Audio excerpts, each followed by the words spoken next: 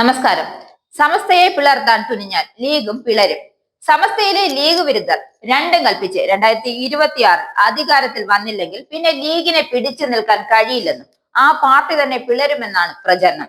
ലീഗിലെ അതൃപ്തരെ ഒപ്പം നിർത്താൻ സമസ്തയിലെ ലീഗ് വിരുദ്ധ ചേരി തന്ത്രപരമായ ഇടപെടലാണ് നടത്തിക്കൊണ്ടിരിക്കുന്നത്.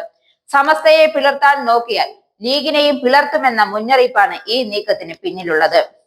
സമസ്തയിലെ ലീഗ് വിരുദ്ധരെ മൂലക്കിരുത്തുവാനും അതിന് സാധിച്ചില്ലെങ്കിൽ സമസ്തയെ തന്നെ പിളർത്താനുമുള്ള നീക്കവുമായി മുസ്ലിം ലീഗിലെ ഒരു വിഭാഗം മുന്നോട്ടു പോകുമ്പോൾ ലീഗിനെ തന്നെ പിളർത്താൻ പറ്റുമോ എന്നാണ് സമസ്തയിലെ വിമത വിഭാഗം ഇപ്പോൾ നോക്കുന്നത്.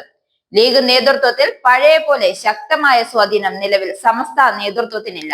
അതായത് അതുപോലെ തന്നെ സമസ്ത നേതൃത്വത്തിലും ലീഗ് നേതൃത്വത്തിലും കാര്യമായ സ്വാധീനം ഉണ്ടെന്ന് പറയുവാനും സാധിക്കില്ല. എന്നാൽ മുസ്ലിം ലീഗ് വോട്ട് ബാങ്കിൽ സമസ്തയ്ക്ക് വലിയ സ്വാധീനമാണുള്ളത്.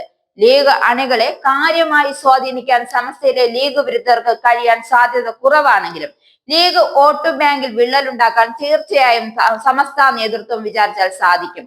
ലോക്സഭാ തിരഞ്ഞെടുപ്പിൽ പൊന്നാനിയിലെ ലീഗിന്റെ വിജയം മുൻനിർത്തി സമസ്തയ്ക്ക് സ്വാധീനമില്ലെന്ന് പറയുന്നത് ഒരു യാഥാർത്ഥ്യമില്ല എന്നതാണ് സത്യം. കാരണം ലീഗ് പൊന്നാനിയിൽ ഇടതുപക്ഷ സ്ഥാനാർത്ഥിയായി മത്സരിച്ച KS ഹംസ ലീഗിൽ നിന്നും പുറത്തു വന്ന് മത്സരിച്ച് ജയിച്ച KT ജലീലിനെ പോലെ ശക്തമായ പ്രതിച്ഛായുള്ള ആളായിരുന്നില്ല.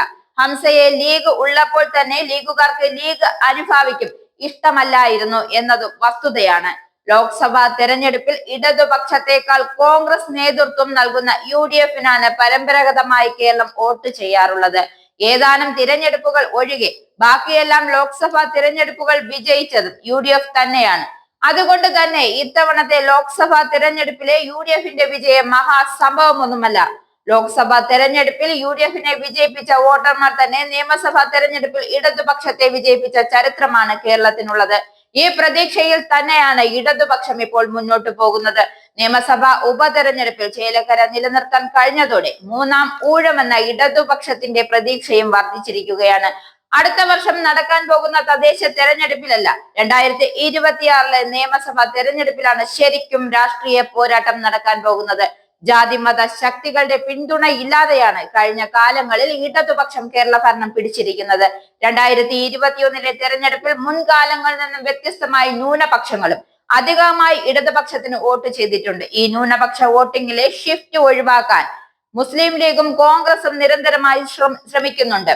അതിന്റെ ഭാഗമായാണ് അവർ കേരളത്തിലെ പ്രബല മുസ്ലിം സംഘടനയായ സമസ്തയിൽ ഇടപെട്ടുകൊണ്ടിരിക്കുന്നത്. ഇനി എന്തായാലും മുസ്ലിം ലീഗ് സമസ്ത പോരെന്താവുമെന്ന് നോക്കി കാണാം.